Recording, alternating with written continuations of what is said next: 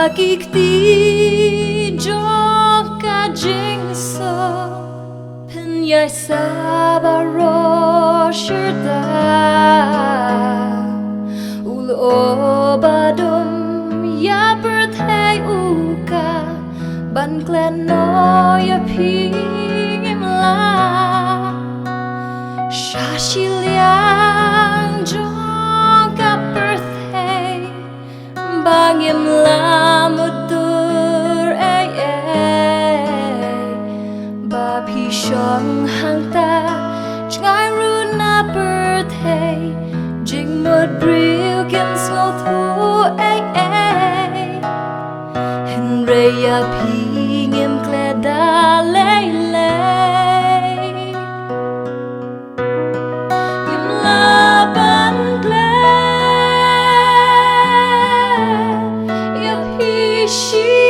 isha Kida kishen jong pi kene shirta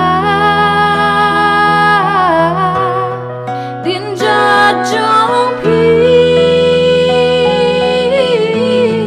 ngin bút nuk sa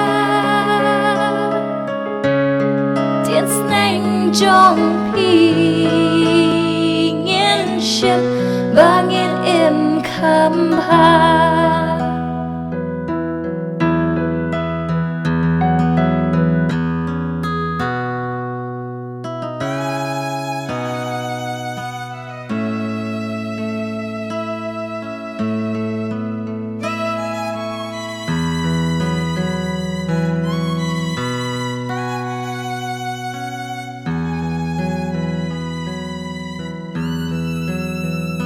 Sur jo pi kin yang sawa Ha po ye man ki kamra Kerteng jo pi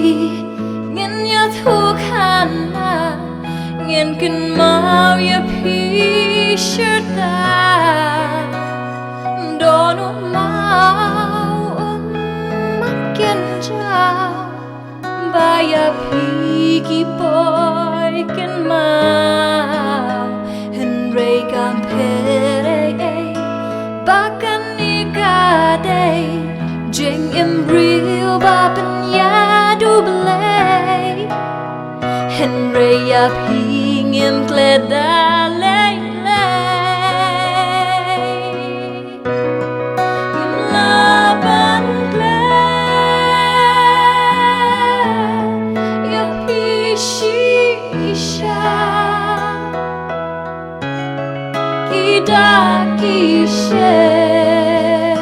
jong pi kene shirta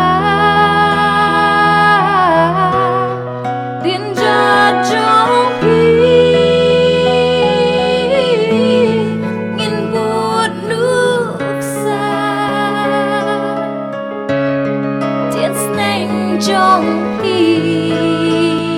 ngin ship